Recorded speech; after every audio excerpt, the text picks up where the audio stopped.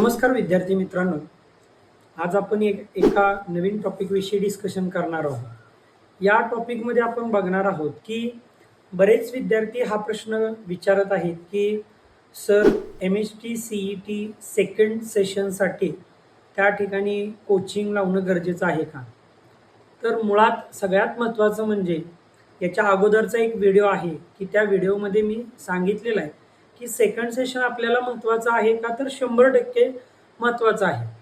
पण जर first session आपण व्यवस्थित चांगल्या पद्धतीनं दिलेलं असेल, फुल प्लेजनं त्या ठिकाणी जर अभ्यास केलेला असेल, तर सेकंड सेशनसाठी सगळ्यात महत्त्वाचं जे आहे ते म्हणजे सेल्फ स्टडी। दुसरं म्हणजे मॅक्सिमम जेवढे MCQ आपल्याला सॉल्व्ह करता येतील ते MCQ सॉल्व्ह करणं गरजेचं आहे। सेकंड सेशनसाठी कोचिंगची तसं बघायला गेलं तर कुठल्याही प्रकारची गरज नाही। विद्यार्थ्यांनी सेल्फ स्टडी जर व्यवस्थित केलेला असेल किंवा करणार असतील तर त्या विद्यार्थ्यांसाठी सेकंड सेशनला कुठल्याही प्रकारचं कोचिंग लावण्याची गरज नाही।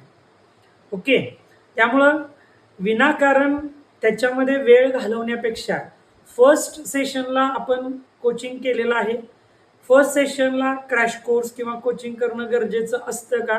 तर 100% गरजेचं असतं। कारण त्या 1 महिन्यामध्ये 1.5 महिन्यामध्ये आपल्याला ओव्हरऑल आयडिया येऊन जाते की MCQ कसा सॉल्व्ह केला पाहिजे, मिनिमम थिंकिंग कसं त्या ठिकाणी झालं पाहिजे, कोणता MCQ चूज केला पाहिजे, या गोष्टी ज्या आहेत त्या फर्स्ट सेशनमध्ये किंवा फर्स्ट सेशनचा जो क्रॅश कोर्स आहे त्याच्यामध्ये झालेल्या असतात। त्यामुळं माझं वैयक्तिक हे म्हणणं आहे की सेकंड सेशनला त्या ठिकाणी क्रॅश कोर्स किंवा कोचिंग करण्याची कुठल्याही प्रकारची गरज नाही।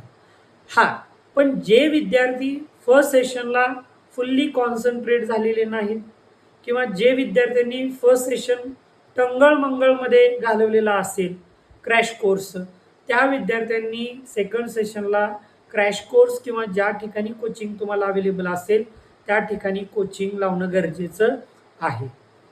धन्यवाद।